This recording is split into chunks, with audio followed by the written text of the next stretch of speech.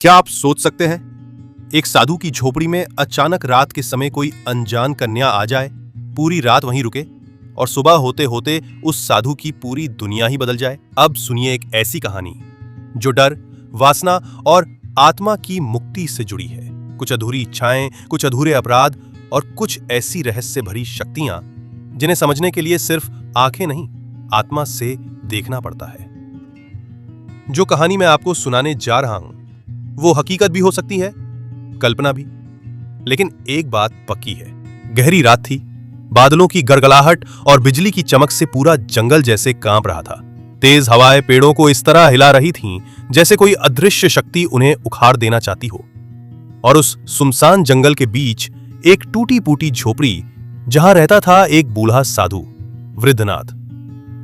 वो वर्षों से अकेला था, सब कुछ त्याग चुका था, दुनिया से दूर, मोह से दूर, बस साधना और शांति में लीन। लेकिन उस रात शांति बहुत दूर थी। वो दीपक के सामने बैठा ध्यान कर रहा था कि तभी दरवाजे पर दस्तक हुई। ठक ठक। उसने आंखें खोली, चौंका। इस वीराने में, इस तूफानी रात में कौन हो सकता है? हिम्मत जुटाकर वृद्धनाथ ने दरवाजा खोला और सामने थी एक भीगी हुई नव युवती, कांपती हुई, डरी हुई, आंखों में बदहवासी। बाबा, मेरी मदद करो, मैं जान बचाकर भागी हूं। वृद्धनाथ ने उसे भीतर बुलाया। एक कोने में चटाई बिछाई, दीपक की लौ जलती रही। लड़की बैठ गई। नाम था उसका रेवती। बेटी, तुम इस खतरनाक जंगल में कैसे पहुंच गई? रेवती ने रोते हुए बताया, कुछ लोग उसका पीछा कर रहे थे। वो पास के गांव से थी और जान बचाने जंगल में भाग आई थी। वृद्धनाथ सोच में पड़ गया।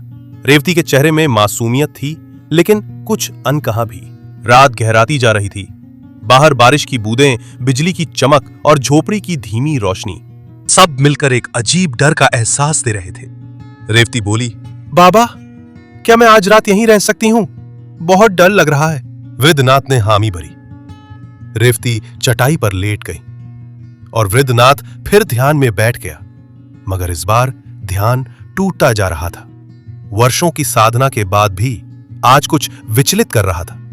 उसकी आत्मा में हलचल थी, जैसे कोई पुराना कर्म जाग रहा हो। तभी झोपड़ी में एक सिसकी गूंजी। रेवती, क्या हुआ? रो क्यों रही हो? वो कुछ पल चुप रही, फिर बोली, बाबा, मैं एक आम लड़की नहीं हूं, मैं एक भटकी आत्मा हूं। वृद्धनाथ सिहर गया। क्या कहा तुमने? हां, मेरी हत्या हुई थी, मेरा विश्वास तोड़ा गया, मेरी आत्मा तब से मुक्ति के लिए भटक रही है। वृद्धनाथ कुछ बोल नहीं पाया।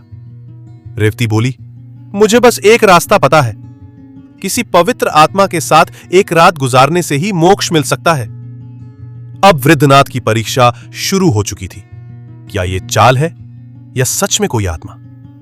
तभी झोपड़ी की दीवारें हिलने लगी, दीपक बुझ गया और एक भयानक आवाज गूंजी, वृद्धनाथ, तू नहीं बचेगा, यह आत्मा मेरी है। एक काले साए का प्रकट होना और उसकी डरावनी आवाज, मुक्ति सिर्फ तेरे पतन से होगी।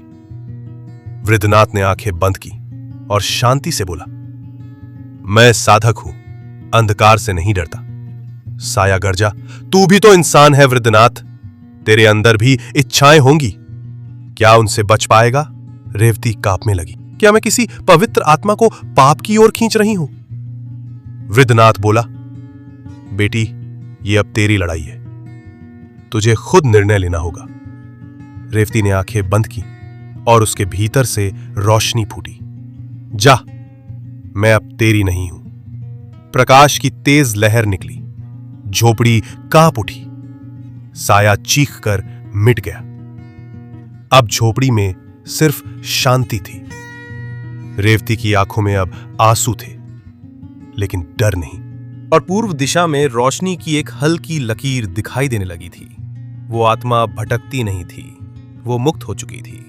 अब वो एक इंसान थी, अपनी गलती स्वीकार करने वाली और उजाले की ओर बढ़ती हुई। और इस तरह एक साधु ने न सिर्फ खुद को बचाया, बल्कि एक भटकी आत्मा को भी मुक्ति दिला दी।